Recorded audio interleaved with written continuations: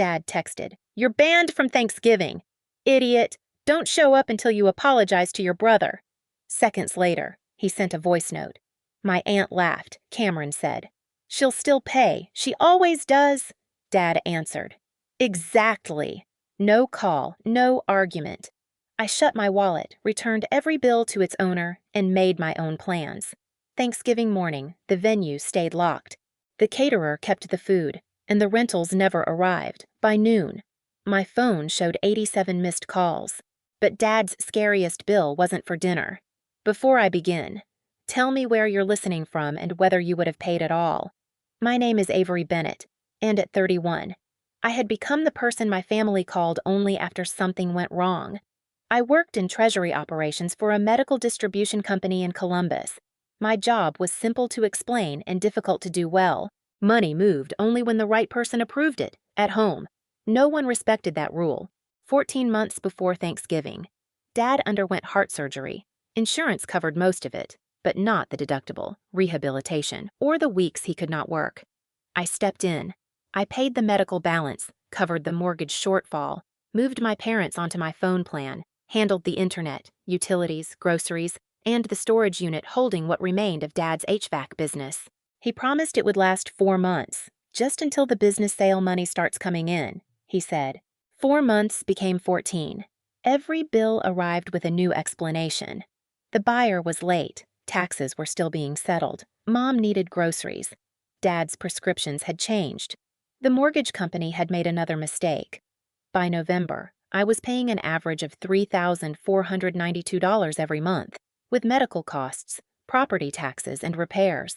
I had spent $68,688. That money came from my savings, my bonus, and the down payment fund for the first home I kept postponing. No one called that sacrifice. Dad called me reliable. Mom called me practical. My aunt called me the budget cop whenever I asked why another temporary payment had become permanent. Meanwhile, my older brother, Cameron, was treated like the family success story. He had just become a regional sales director. He drove a $70,000 pickup, posted expensive dinners, and told relatives he was finally taking care of Mom and Dad. He had never paid their mortgage, utilities, or groceries. He also owed me $8,400. Whenever I asked about repayment, Dad said Cameron was building his future while I was already stable. That was the family rule. Cameron's money belonged to Cameron. Mine belonged to everyone. A week before Thanksgiving, he stood at his promotion dinner, raised his glass, and announced, "This year, I'm paying for everything." Everyone applauded.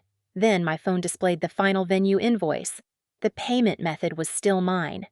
Cameron's promotion dinner was held at a steakhouse Dad loved because the servers remembered his name. By dessert, half the family had heard the story of Cameron's new title, his bigger territory, and the commission checks that were supposedly about to change everything. Then he stood, lifted his glass, and smiled at Dad. "You've done enough. I'm handling Thanksgiving this year." Everyone applauded. Dad looked proud enough to cry. My phone vibrated beneath the table. Winding Creek Farmhouse had sent the final venue invoice. The balance was scheduled to charge my card Wednesday morning. A second email from the caterer showed the same payment method. I looked at Cameron. "If you're paying for Thanksgiving, why are the venue, caterer, rentals, and drinks all charging me?" The applause died. Cameron gave a short laugh. "Because you're good with paperwork. Paperwork is not the same as payment." Dad's expression changed immediately. "Not tonight. Avery, I'm asking one question. You're embarrassing your brother."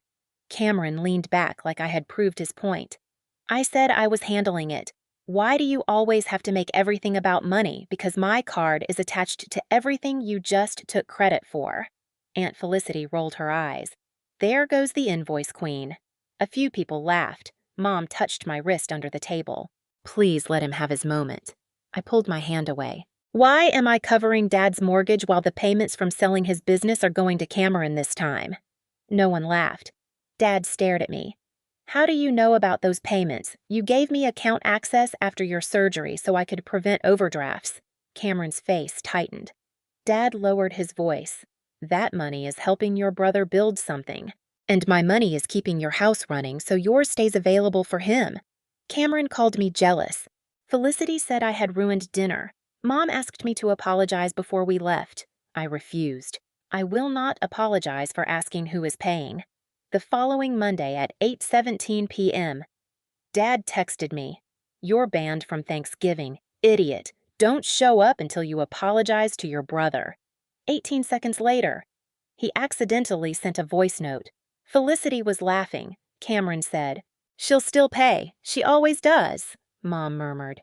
"Dean, that was harsh." Dad answered, "She'll get over it." I saved both messages, opened my banking app, and pulled up every account they expected me to cover. They had removed me from the guest list. My card was still invited. The next morning, I called Lena Ortiz, our compliance manager and the only person I trusted to separate anger from action.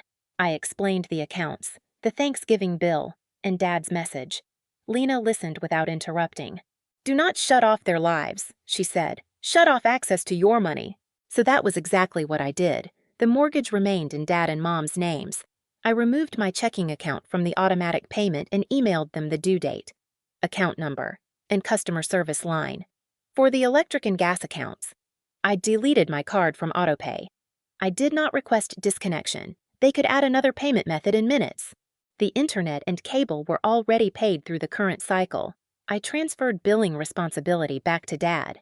I moved my number onto a separate phone plan, created transfer pins for everyone else, and gave them 7 days to take over their lines. I did not lock a single device or hold anyone's number hostage. Their auto insurance stayed active. I simply notified them that I would not fund the next renewal. Then I canceled the grocery subscription and removed my card from the storage unit holding Dad's old business equipment. Thanksgiving took longer. The venue, caterer, rental company, beverage supplier, and bakery all had contracts listing Dad as the host, but my card as the payment method. I called each vendor. "I am no longer authorizing charges to my card," I said. "Please send the remaining balance directly to the host." I gave them Dad's email and phone number. I did not cancel the event.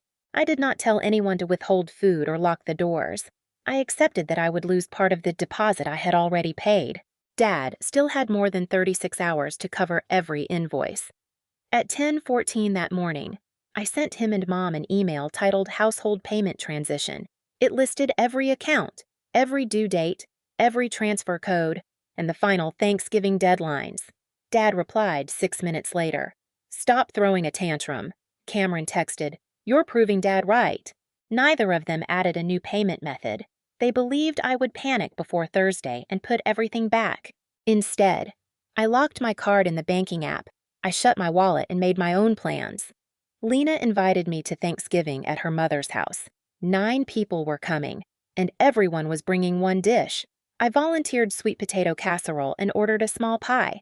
That evening, Lena's mother called to ask me one question. "Would you rather sit by the window or near the kitchen?" No one asked what I could pay. No one called me difficult. Wednesday night, Dad posted a photograph of Winding Creek farmhouse in the family chat. "Everything is handled," he wrote, but every final invoice was still unpaid. Thanksgiving morning. Dad arrived at Winding Creek farmhouse before 7. The parking lot was empty. The front doors were locked. At 6:47, he called the venue manager and demanded the access code. She told him the final balance had never been paid. His first call to me came at 7:08. I watched it ring while I slid the sweet potato casserole into the oven. 3 more calls followed.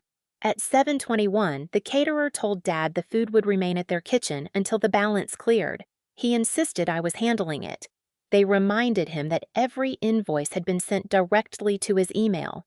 At 7:40, Cameron left a voicemail. "Pay it now. We'll deal with your drama later." At 8:10, the rental company canceled delivery of the tables, chairs, linens, and serving equipment. That was when Aunt Felicity started calling. 36 people are depending on you," she said in one voicemail. 36 people had been invited by Dad.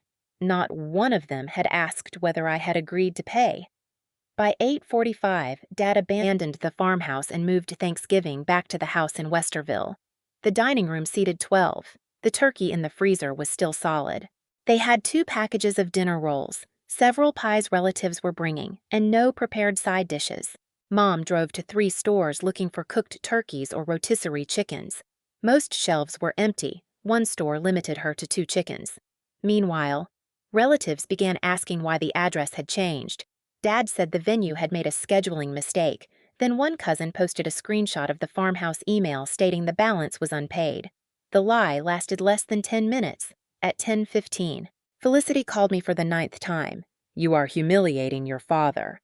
He received the invoices. This is family. Then someone in the family can pay. At 11:05, Cameron arrived at my parents' house and called the caterer himself. He tried to charge the remaining balance. His card was declined. The man who had announced he was paying for Thanksgiving did not have enough available credit to rescue the meal. At 11:40, he left another voicemail. "You're really destroying Thanksgiving over one text." It had never been one text. It was 14 months of bills, one public lie, and 11 seconds of laughter from people who believed my money would stay loyal after they did not. At 12:06, I was seated beside a window at Lena's mother's house. There were 9 of us, mismatched plates, warm rolls, and a turkey. Lena's mother had started before sunrise. She passed me the gravy and asked whether I wanted dark meat or white. My phone vibrated again. By noon, my phone lit up with 87 missed calls. 24 were from Dad, 18 were from Mom, 15 were from Cameron, 9 were from Felicity. The other 21 came from relatives who had never called while I was paying the mortgage. There were also 43 text messages, 12 voicemails, and 6 FaceTime attempts.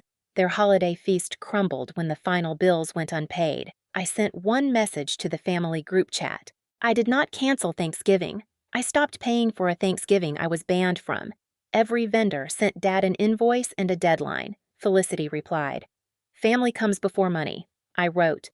"Then someone in the family should have paid." Dad answered next. "The mortgage payment was rejected too. Are you trying to make us lose the house I put down my fork? The mortgage is not late. I sent you the due date, account number, and transition instructions Tuesday morning." He called again. I let it ring. At Lena's table. No one asked me to solve a crisis I had not created. They thanked me for the casserole.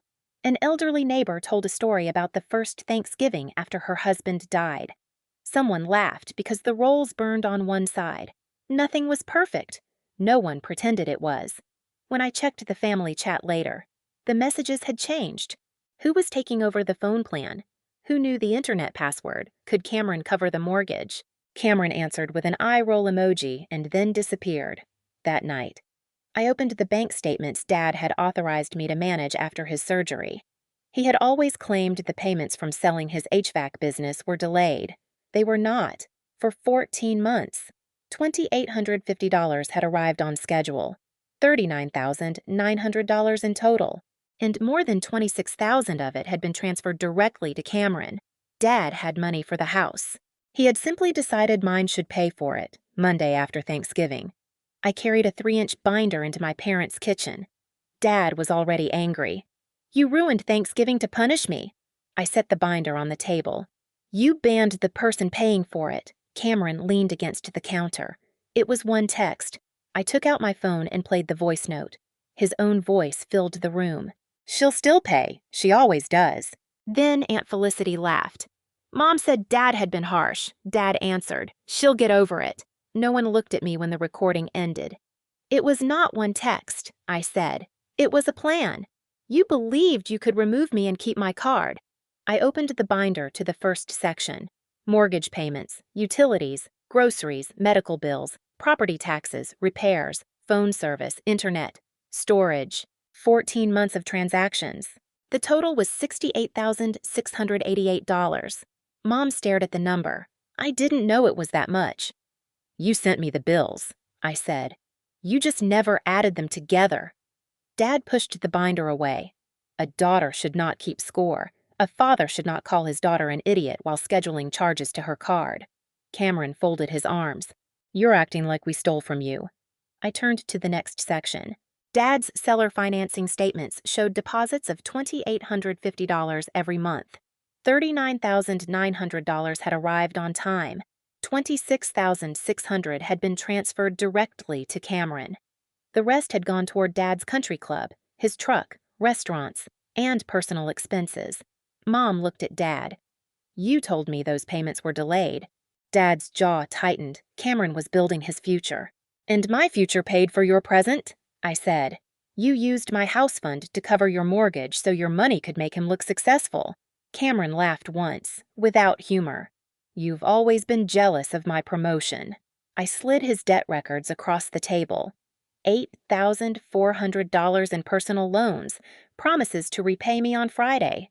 Then, the next Friday. Then after his commission cleared.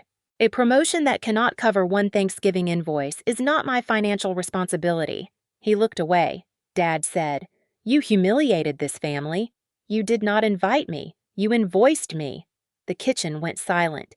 "You didn't ban me from Thanksgiving," I continued. "You banned the bank account you thought came with me." Mom started crying. "We thought you would calm down. You wanted my money at the table after deciding I did not deserve a chair." Dad accused me of leaving them helpless. I opened the final section and pushed a transition checklist toward him. Every account was listed with the due date, customer service number, and instructions for adding a payment method. "I'm not leaving you helpless. I'm leaving you responsible." I did not demand repayment of every dollar I had spent. Much of it had begun as help I freely offered, even if they extended it with lies. But Cameron would repay the $8,400 over 18 months. Dad and Mom would reimburse the Thanksgiving deposit I lost. No account would ever use my card again. Dad canceled his country club membership, sold the expensive pickup, and began using the business sale payments for the mortgage. Mom increased her hours, downgraded the cable package, and took over groceries. Cameron lost the $1,900 Dad had been sending him each month. He started making payments to me and stopped calling himself the family provider. Aunt Felicity said I was cruel. I sent her one reply. "Your feast did not crumble because I was cruel. It crumbled because no one you invited was willing to pay for what they ordered." Weeks later. Mom apologized. "I laughed because I thought you would forgive us before the charge cleared. That was cruel." Dad's apology came in writing. I read both. I did not mistake remorse for restored trust. When Dad asked whether I was coming for Christmas, I answered. "A real invitation does not arrive with an invoice," Dad said. "We learned our lesson. Come home for Christmas." "Am I invited as your daughter?" I asked. "Or as your payment method?" Mom answered. "As our daughter." Then no bills, no conditions, and no insults disguised as anger. Cameron muttered that I was holding the family hostage. I stood. Access to me no longer includes access to my income. I spent Christmas morning with Lena and visited my parents only after lunch. Would you have saved Thanksgiving anyway, or let them face the bills they created? Comment below, subscribe, and stay for more family betrayal and clean revenge stories.